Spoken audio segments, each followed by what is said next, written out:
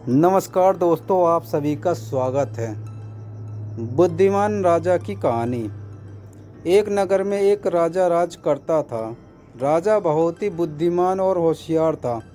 वह किसी भी बात को बिना सोचे समझे नहीं कहता था और किसी को भी सज़ा देने से पहले उसकी सारी बात सुनता था, तभी उसको सज़ा देता था।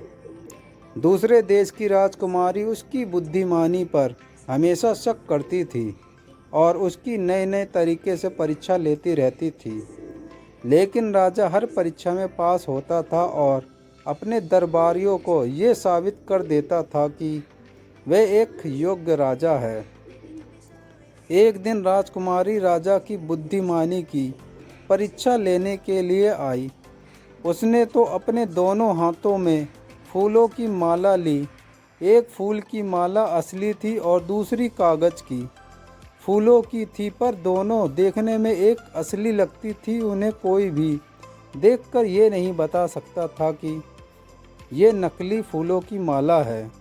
और राजकुमारी राजा के पास आई और बोली, बताओ राजा, इसमें से असली फूलों की माला कौन सी है? राजा के दरबार में बैठे सारे दरबारी देखकर हैरान हो गए। समझ नहीं आ रहा था कि कौन सी फूलों की माला असली है। राजा भी जब अपनी आंखों से देख देख कर परेशान हो गया तो उसने अपने सेवक को आदेश दिया कि वह बगीचे वाली खिड़की खोल दे। जब सेवक ने बगीचे की खिड़की खोल दी तो बगीचे में से मधुमक्खियां असली फूलों की माला की तरफ आने लगी और राजा ने बता दिया कि ये असली फूलों की माला है।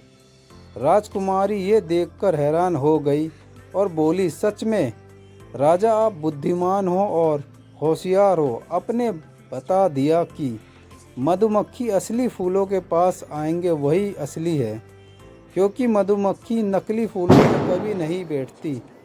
राजा के दरबार में बैठे सारे दरबारी राजा की बुद्धिमानी की प्रशंसा करने लगे और सब कहने लगे, हमें भी राजा की तरह चतुर और बुद्धिमान होना चाहिए।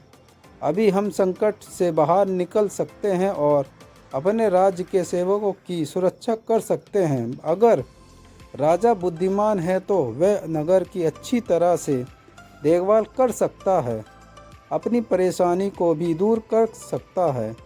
राजा ने ये काम बहुत अच्छी तरह से किया था, जिसके बड़े सभी लोग राजा की तारीफ करने लगे।